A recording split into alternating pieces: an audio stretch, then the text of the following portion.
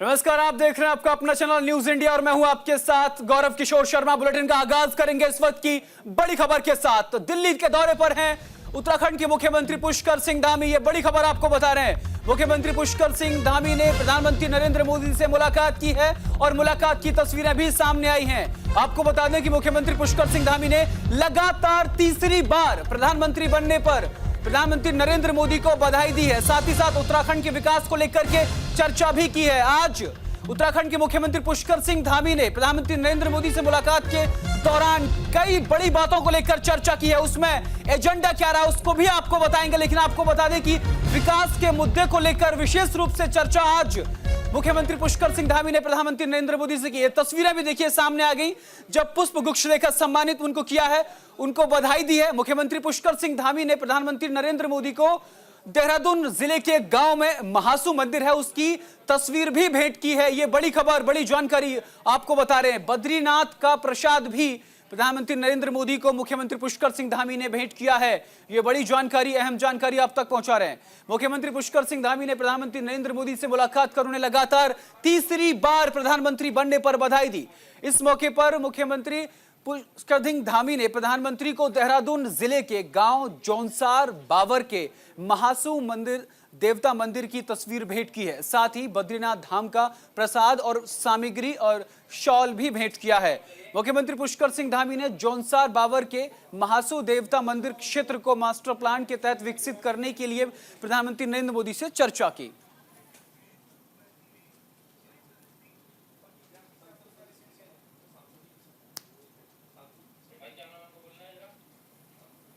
तो ये तस्वीरें आपको दिखा रहे हैं। प्रधानमंत्री नरेंद्र मोदी से मुलाकात की है मुख्यमंत्री पुष्कर सिंह धामी ने। उनको महासू मंदिर की प्रतिमा भी भेंट की है, तस्वीर भेंट की है। साथ ही साथ अब आपको बताते हैं कि इस मुलाकात के दौरान क्या कुछ खास रहा है। आपको बताते हैं मुलाकात के दौरान क्या बड़ी बातें रही है। देहरादून जिले के गांव के महासू देवता मंदिर की स्मृति उनको भेंट की है, तस्वीर भेंट की है। साथ ही साथ मुख्यमंत्री पुष्कर सिंह धामी ने प्रधानमंत्री नरेंद्र मोदी से राज्य की विशेष भौगोलिक परिस्थिति और सामरिक दृष्टिकोण को ध्यान में रखते हुए चर्चा की है। अधिसूचित नियम 2017 की व्यवस्था को यथावत रखने का भी अनुरोध किया है। मुलाकात में क्या कुछ खास रहा, ये ग्राफिक के जरिए आपको बता रहे हैं। मुख्यमंत्री पुष्कर सिंह धामी ने प्रधानमंत्री नरेंद्र मोदी से मुलाकात की, लगातार तीसरी बार प्रधानमंत्री बनने पर उनको बधाई दी। बद्रीनाथ धाम का प्रसाद और शॉल भी भेंट किया है।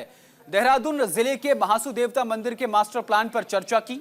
साल 2017 की व्यवस्था को यथावत रखने का अनुरोध भी जो है मुख्यमंत्री पुष्कर सिंह धामी ने किया है। साथ ही साथ बिजली संकट को लेकर भी उन्होंने प्रधानमंत्री नरेंद्र मोदी से चर्चा की है।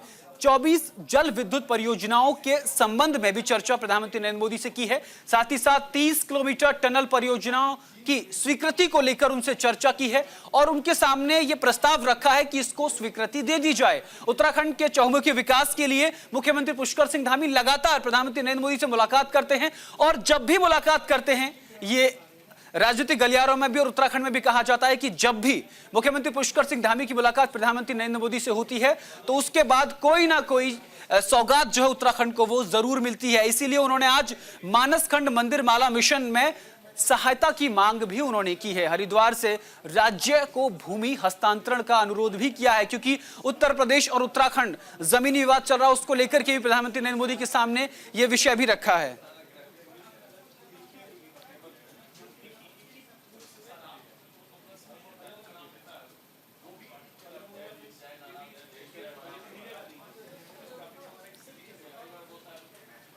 और इसी खबर पर ज्यादा जानकारी के लिए हमारे संवाददाता देहरादून से अरुण अवस्थी हमारे साथ जुड़ गए हैं। अरुण, प्रधानमंत्री नरेंद्र मोदी से आज मुख्यमंत्री पुष्कर सिंह धामी ने मुलाकात की है। इस मुलाकात के बाद क्या कुछ निकलकर सामने आया है?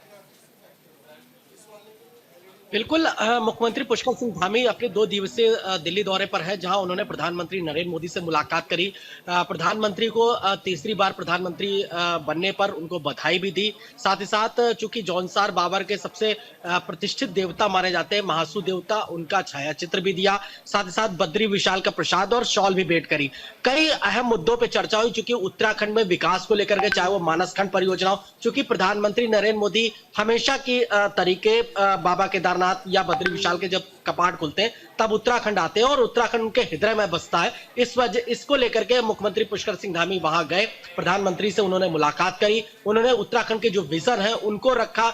दो विधानसभा के चुनाव है, उपचुनाव है 2 सीटों पे, उसको लेकर के भी चर्चा हुई। साथ ही साथ मानसखंड परियोजना जो कुमाऊं से जो जौलीकॉन्ग तक वो पूरे जो नेपाल की तरफ से पूरा जोड़ रही है, उसको लेकर के भी चर्चा हुई। साथ ही साथ जो उत्तराखंड का रोड मैप है उसको लेकर के चर्चा हुई। प्रधानमंत्री नरेंद्र मोदी का जो ड्रीम प्रोजेक्ट है बाबा केदारनाथ धाम में जो मास्टर प्लान चल रहा है उसको लेकर के चर्चा हुई। साथ ही साथ अगर बात करें बद्री विशाल में जो मास्टर प्लान चल रहा है उसको लेकर के चर्चा हुई। और चूंकि महासू देवता को अभी 2 दिन पहले कैबिनेट में प्रस्ताव पारित हुआ था कि महासू देवता का जो मंदिर है वहां पर भी मास्टर प्लान के तहत कार्य किया जाएगा, उसको लेकर के भी प्रधानमंत्री नरेंद्र मोदी से मुख्यमंत्री पुष्कर सिंह धामी की बातचीत हुई। और इसी बातचीत में कि उत्तराखंड के जो मंदिर है उनको एक सिरे से पिरोना, क्योंकि उत्तराखंड के करीब 15 से जो 20 मंदिर है उनको मास्टर प्लान के तहत एक सिरे से पिरोना, इसको लेकर के मुख्यमंत्री जो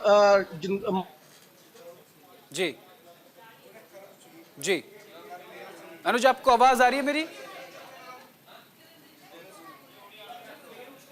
जी जी अनुज, आपको आवाज आ रही है मेरी? जी, तो इसी खबर पर लगातार अनुज हमारे साथ बने हुए हैं। अनुज, आपसे हम ये भी जानना चाहेंगे कि जिस तरीके से मुख्यमंत्री पुष्कर सिंह धामी ने 24 विद्युत जल परियोजना का जो विषय प्रधानमंत्री नरेंद्र मोदी के सामने रखा है, इसको लेकर के क्या कुछ खबर सामने आ रही है? बिल्कुल, उत्तराखंड में जिस तरीके से उत्तराखंड को ऊर्जा प्रदेश भी बोला जाता है, उसी के तहत मुख्यमंत्री पुष्कर सिंह धामी ने प्रधानमंत्री नरेंद्र मोदी से जो मुलाकात करी, चूंकि जल विद्युत परियोजनाएं लगातार यहां पे चल रही हैं, चाहे वो तपोवन की अगर बात करें या अन्य लखवाड़ परियोजना हो या जल विद्युत परियोजना हो, तो उसके तहत प्रधानमंत्री से मुलाकात करी। और जो फंड की स्थिति थी उसके लिए भी उत्तराखंड को सौगात देने के लिए उन्होंने कहा। और साथ ही साथ प्रधानमंत्री नरेंद्र मोदी ने उत्तराखंड को काफी सौगात दी है, जिसके कारण जो ऊर्जा देश कहा जाता है उसमें वो चौमुखी तरक्की करे। इसको लेकर के उन्होंने साफ तौर पे ये चीज बोली है कि उत्तराखंड के लिए हम हर संभव प्रयास करेंगे, चाहे वो जी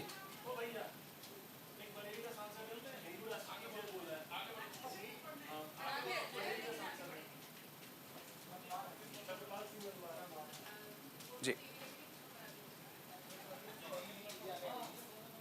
तो अनुज, आप बने रहेंगे इस खबर पर हमारे साथ, आगे भी आपसे जानकारी लेंगे। और अगली खबर का रुख करते हैं। दिल्ली में आज उत्तराखंड बीजेपी की अहम बैठक होनी है, ये बड़ी जानकारी आप तक पहुंचा रहे हैं, बड़ी खबर आपको बता रहे हैं। उत्तराखंड बीजेपी की आज अहम बैठक होनी है और बैठक में उत्तराखंड के सभी सांसद यानी 5 सांसद मौजूद रहेंगे। ये बड़ी जानकारी, अहम जानकारी आप तक पहुंचा रहे हैं। केंद्रीय राज्य मंत्री अजय टम्टा के आवास पर यह बैठक होनी है, ये बड़ी जानकारी, अहम जानकारी आप तक पहुंचा रहे हैं। बीजेपी के राष्ट्रीय महासचिव संगठन की अध्यक्षता में यह बैठक होगी। आपको बता दें बीएल संतोष इस बैठक की अध्यक्षता करेंगे। साथ ही साथ इस बैठक में मुख्यमंत्री पुष्कर सिंह धामी भी शामिल होंगे।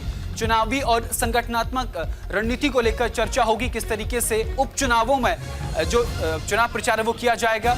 मंत्रिपद समेत कई अहम मुद्दों पर भी मंथन हो सकता है।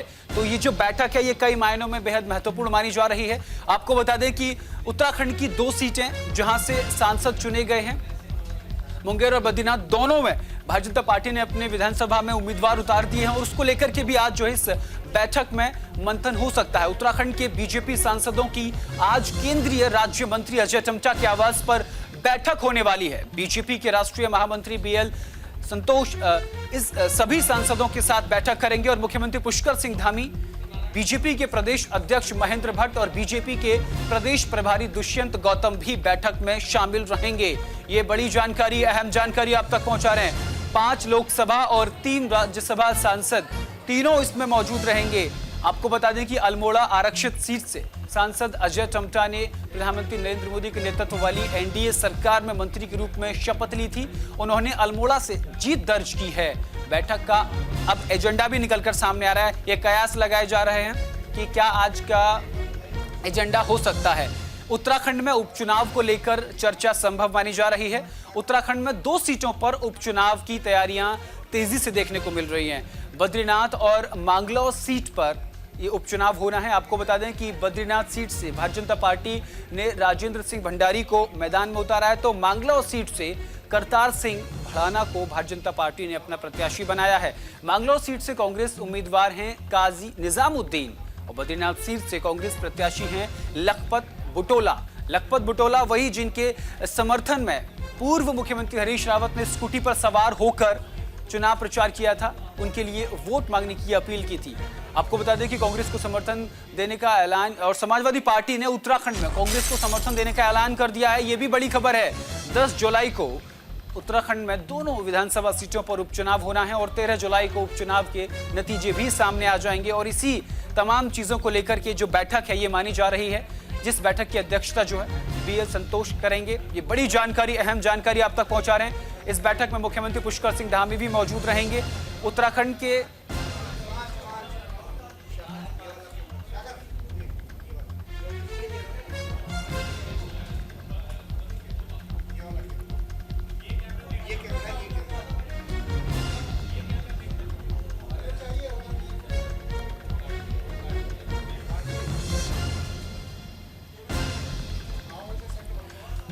तो ये आपको बता दें कि इस बैठक की अहम बातें क्या हैं। ये अहम बातें आपको बता रहे हैं कि बैठक में अहम क्या रहने वाला है। तो दिल्ली में आज उत्तराखंड बीजेपी की अहम बैठक है और बैठक में उत्तराखंड के सभी यानी 5 सांसद मौजूद रहेंगे। ये बड़ी खबर आपको बता रहे हैं। केंद्रीय मंत्री अजय टम्टा के आवास पर यह बैठक होनी है। ये बड़ी खबर आपको बता रहे हैं और ये बैठक में क्या क्या महत्वपूर्ण रहने वाला वो भी आपको बता रहे हैं। उत्तराखंड बीजेपी की अहम बैठक जो है वो होने वाली है और इस बैठक का जो एजेंडा है वो ये निकलकर सामने आया है कि इस बैठक में उत्तराखंड में होने वाले उपचुनाव को लेकर भी चर्चा की जा सकती है।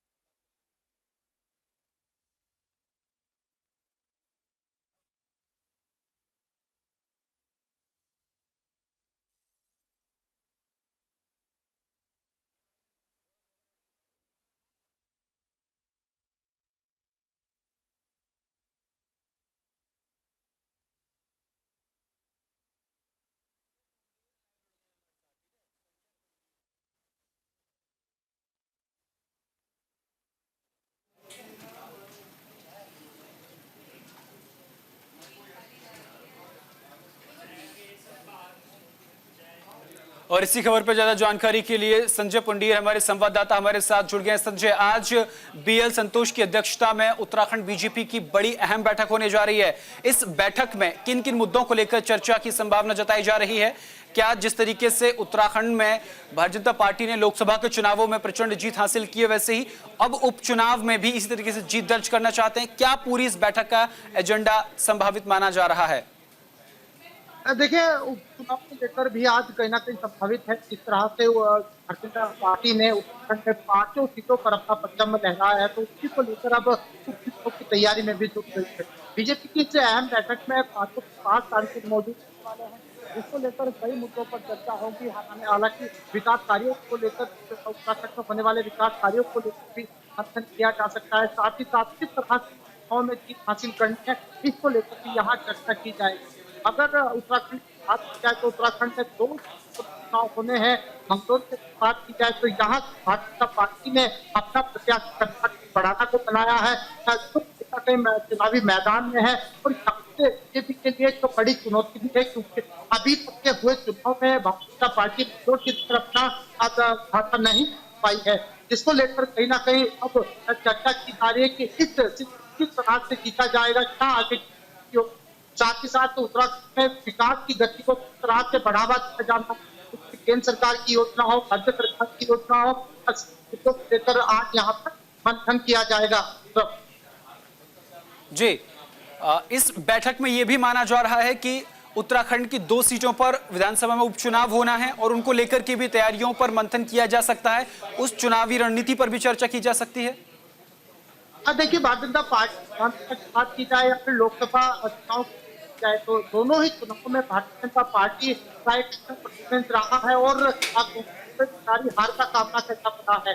हालांकि अगर उपचुनाव की बात की जाए तो उपचुनाव में भी जीत हासिल करने के लिए कांग्रेस हो या बीजेपी हो, तो ही एडीसी का जोर लगा रही है और तमाम जो जनता से वादे किए जाते हैं उन सबको गहनता से विचार करती है।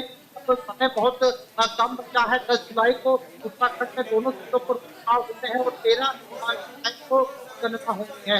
उन सब बातों को लेकर यहाँ आज किया जा रहा है। हालांकि इस बैठक में तमाम जो बड़े नेता है वो यहाँ पर शामिल है और आगे की रणनीति बनाई जा रही है।